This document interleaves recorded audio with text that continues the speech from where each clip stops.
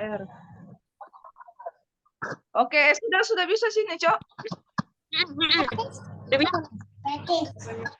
Sudah kita mulai, sudah ya? Siapa pembukaan? Siapa pembawa?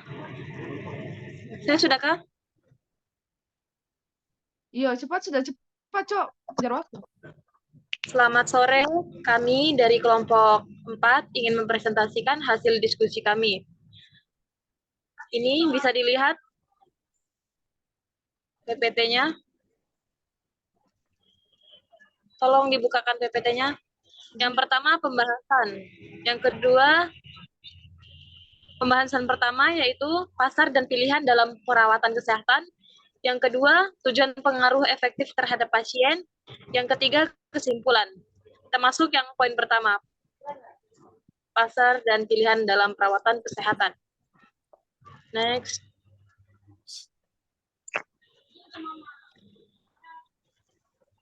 Persaingan harga yang difokuskan adalah premi tahunan untuk layanan perawatan kesehatan komprehensif. Bukan hanya untuk layanan individu, untuk menekankan pengaruh Etofen dapat dikatakan bahwa reformasi sistem kesehatan beruntun di banyak negara lain, misalnya Inggris, Belanda, dan Selandia Baru. Sebagian besar didasarkan pada kebijakan prinsip persaingan yang dikelola tiap, tetapi juga dipengaruhi oleh etos tujuan dari tinjauan literatur. Multidisiplin yang kaya. Titimus berargumen bahwa lanjut. Oke. Yang kedua. Sabar ikut. Ulang, Cok. Ini kita sabar. Kenapa begini? Anjir.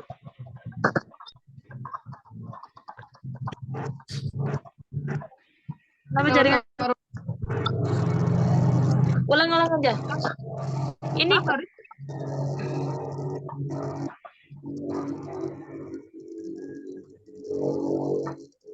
Sudah.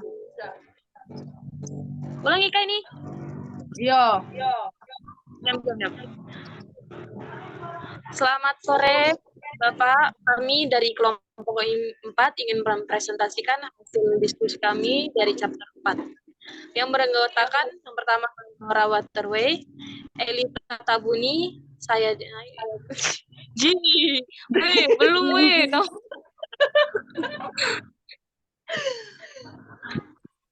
Namanya belum selesai. Selesai. Ya. Baik, selamat sore Bapak. Di sini kami kelompok 4 atau chapter 4 akan presentasikan hasil diskusi kami. Di sini saya Nisa Fitriani dan ada teman saya Lenora Wonotrey, Elita Tabuni, Diana Ayu, dan Aksamina Wakirwa. Di sini pembahasan akan kami bahas 3 yaitu poin pertama pasar dan pilihan dalam perawatan kesehatan, yang kedua tujuan pengaruh efektif terhadap pasien, dan yang poin ketiga yaitu kesimpulan. Poin pertama adalah pasar dan pilihan dalam perawatan kesehatan. Persaingan harga yang difokuskan adalah premi tahunan untuk pelayanan perawatan kesehatan komprehensif, bukan harga untuk layanan individu. Untuk meningkatkan pengaruh Etofen, dapat dikatakan bahwa reformasi sistem kesehatan beruntun di banyak negara lain. Inggris, Belanda, dan Selandia Baru sebagian besar didasarkan pada kebijakan prinsip persaingan yang dikelola tetapi juga dipengaruhi oleh etos tujuan dari tinjauan literatur multidisiplin yang kaya dan padat. Ini adalah untuk mencakup peran ekonomi, psikologi, studi organisasi, politik, dan studi hukum sosial. Cuma berargumen bahwa sebenarnya dari dalam bidang kebijakan sosial tidak diungkapkan oleh mereka yang berpendapat untuk pendekatan pasar terhadap perawatan medis, karena pilihan tidak dapat dipertimbangkan secara independen dari konteks sosialnya. Titmus 1970 kedua. Richard Salman 1994 dengan baik menjelaskan tentang pilihan dalam sistem kesehatan yang dioperasikan secara publik, penyelidikan manajemen NHS oleh Griffiths Direkomendasikan pembentukan Dewan Pengawas Pelayanan Kesehatan untuk menetapkan kebijakan dan Dewan Manajemen penuh waktu untuk mengawasi implementasi dan mengontrol kinerja. Juga direkomendasikan akan manajer umum atau GMS identifikasikan pada tingkat otoritas dan unit. Keduanya sepertinya ide-ide ini terdengar sangat masuk akal bagi saya, tetapi jika struktur dan insentif dalam NHS tidak diubah secara lebih mendasar, perubahan ini kemungkinan hanya akan menjadi perubahan kosmetik belaka. Birokrasi termasuk di sektor kesehatan telah kehilangan kredibilitas. Hal ini telah mendorong eksplorasi bentuk pengadilan pemerintahan alternatif dan munculnya lembaga-lembaga regulasi baru. Diskusi mengenai manajemen publik baru atau NPM telah menarik perhatian para sarjana dan praktisi yang menyoroti nilai tidak hanya hierarki tetapi juga pasar dan jaringan dalam pengelolaan pemerintahan.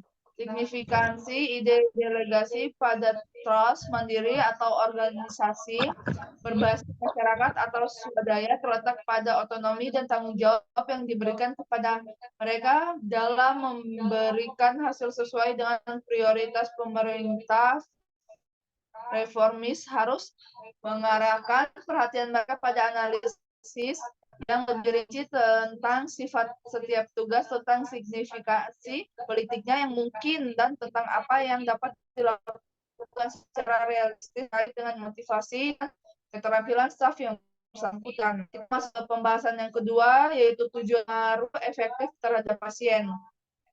Setelah melakukan survei terhadap bukti-bukti terkini tentang minat dan kemampuan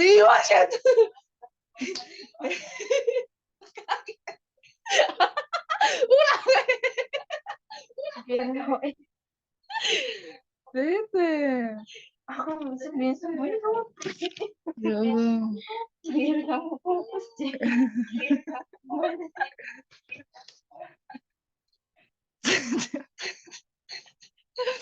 Setelah melakukan survei terhadap bukti-bukti terkini tentang minat dan kemampuan pasien untuk mengambil keputusan terkait perawatan mereka, dan kemudian meninjau faktor-faktor kunci yang tampaknya memodifikasi dan atau membatasi minat dan kemampuan tersebut.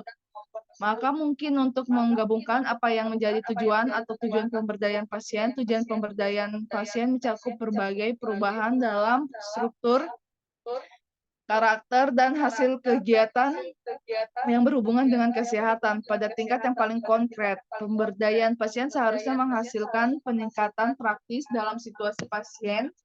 Dalam sistem penyampaian layanan, peningkatan harus terjadi dalam hal masalah logistik, misalnya antrian yang lebih pendek, peningkatan janji temu tepat waktu oleh dokter, dan respons yang lebih besar terhadap keinginan pasien untuk informasi dan edukasi, serta masalah pengambilan keputusan klinis partisipasi langsung jika diperlukan dalam keputusan tentang pola perawatan elektif, rehabilitas, dan atau kronis. Konsekuensi yang diperlukan dari hasil penyampaian layanan langsung ini adalah peningkatan pengaruh pasien terhadap alokasi anggaran. Dalam sebagian besar aspek sistem kesehatan yang dioperasikan secara publik, anggaran didistribusikan berdasarkan perintah dan kendali sesuai dengan kriteria inkremental. Namun agar pasien dapat menikmati pengaruh logistik dan klinis yang ditingkatkan, keputusan mereka harus secara langsung terkait dengan mekanisme anggaran jangka pendek. Pemilihan pasien harus menjadi mekanisme pengarah, oleh karena itu, salah satu tujuan utama pengaruh pasien yang ditingkatkan oleh kerangka anggaran yang diubah dalam sistem kesehatan yang dioperasikan secara publik. Sehingga pasien bukan penyedia atau manajer yang membuat keputusan alokatif pusat.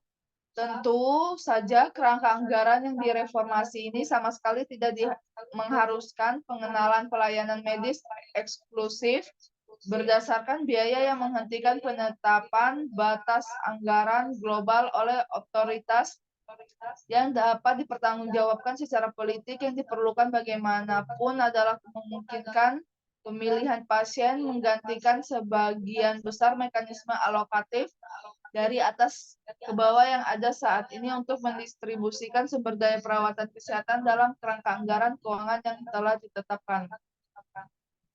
Yang pertama, pengurangan hambatan logistik, yang kedua, pengaruh terhadap keputusan perawatan klinis, yang ketiga, pengaruh terhadap alokasi anggaran, yang keempat, peningkatan kualitas klinis, yang kelima, partisipasi langsung dalam layanan terkait tempat tinggal atau demokrasi proses, selanjutnya, pertanggungjawaban politik langsung dari penyedia, legitimasi pengambilan keputusan dalam sistem kesehatan, republikanisme sipil dan kewajiban publik, pendidikan untuk pilihan dan otonomi diri. Selaras dengan perbaikan hasil dalam bidang klinis dan logistik adalah peningkatan kualitas perawatan.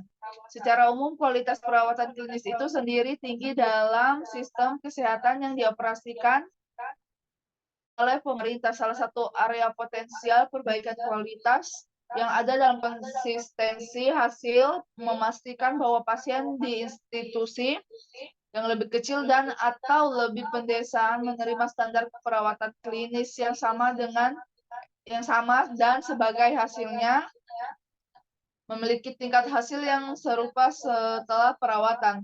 Perbaikan tambahan penting dalam mengembangkan pengaturan di bidang-bidang seperti kelanjutan perawatan antara rumah sakit, perawatan primer, dan layanan perawatan sosial dan rumah. Dan respon profesional terhadap preferensi dan kekhawatiran pasien. Dalam semua masalah ini, keterlibatan pasien yang lebih tinggi dalam pemilihan penyedia dan dalam alokasi anggaran yang bersamaan dapat memiliki dampak yang baik. Meskipun jelas bahwa pasien tidak memiliki kualifikasi untuk memberikan penilaian tentang aspek teknis layanan kesehatan, mereka sepenuhnya mampu membuat penilaian yang cerdas tentang banyak hasil serta tentang proses yang terlibat dalam pencapaiannya. Penekanan ini oleh pasien yang diberdayakan pada kualitas berbeda mencolok dengan penekanan utama yang mungkin dimiliki oleh manajer dalam sistem reformasi berbasis kontrak pada masalah. Melanjutkan melalui tujuan pemberdayaan pasien, 5 hasil lainnya berfokus pada masalah politik dan pendidikan. Terkait dengan politik, diperkirakan pasien yang diberdayakan akan memiliki dampak setidaknya pada 4 era. Pertama, pemilihan dan pengaruh pasien yang ditingkatkan melibatkan partisipasi langsung oleh pasien dalam salah satu layanan yang terkait dengan tempat tinggal yang mereka terima dalam masyarakat modern. Atau pendidikan dan perawatan anak adalah 2 layanan penting lainnya untuk komunitas tempat tinggal. Hasil ini mencerminkan argumen yang lebih luas tentang perlunya negara kesejahteraan untuk bergerak dari bentuk demokratis formal ke bentuk demokratis proses. Faktor politik kedua berkaitan dengan pertanggungjawaban penyedia. Dalam model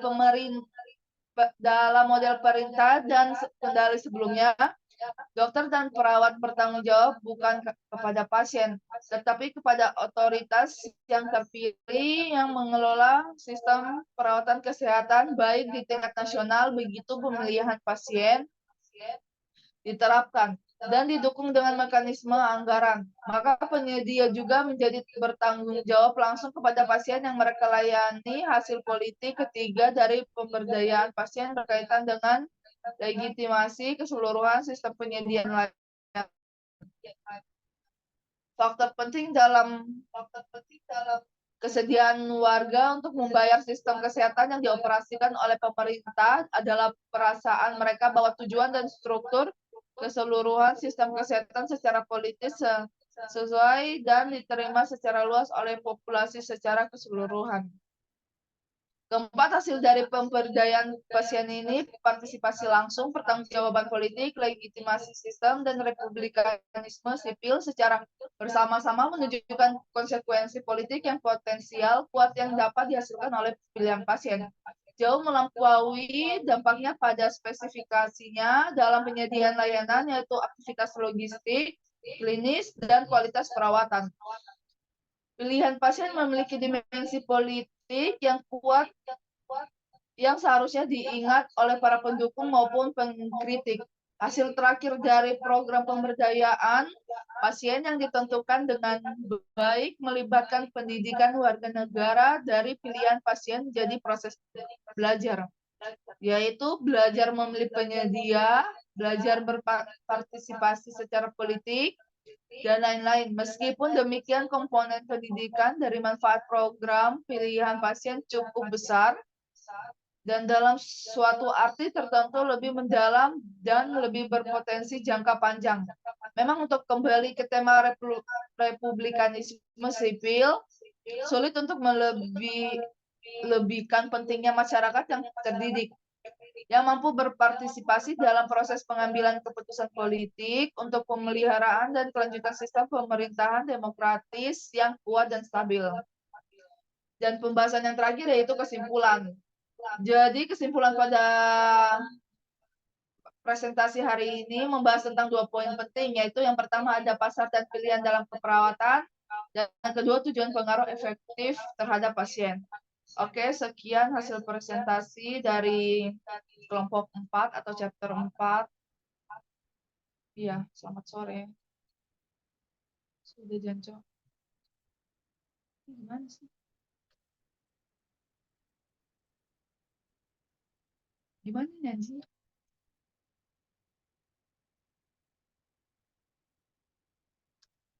Beta bisa takut kan? Tiba-tiba nanti tidak ini kan, terekam kan?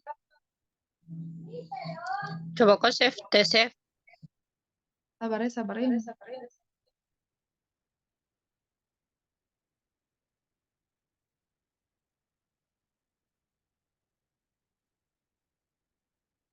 Begini.